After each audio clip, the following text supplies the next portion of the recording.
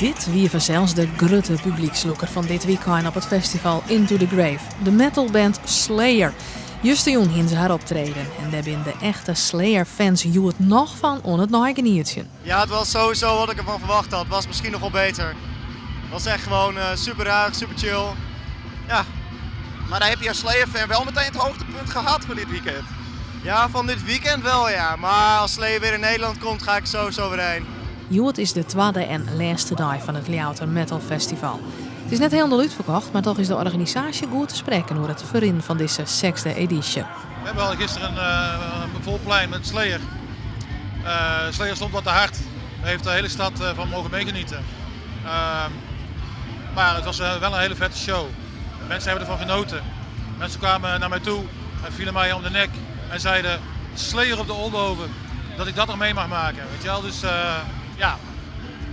het verloopt super. Ja, behalve die overschrijding, dat is een beetje jammer, maar goed, dan zorgen we dat er vandaag niet meer gebeurt.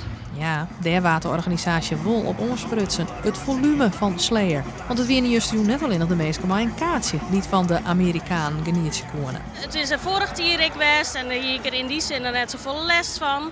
Maar op een gegeven moment dreunt het dan zo lang trom in hoezinnen waarvan ik op een gegeven moment echt heel erg kriegel van werd. Ja. Ja, en wat maak je daar dan mooi?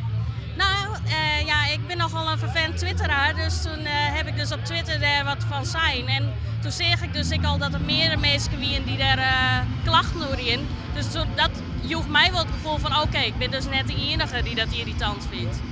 Ja, de organisatie heeft een vooraankondiging gekregen voor een last onder dwangsom.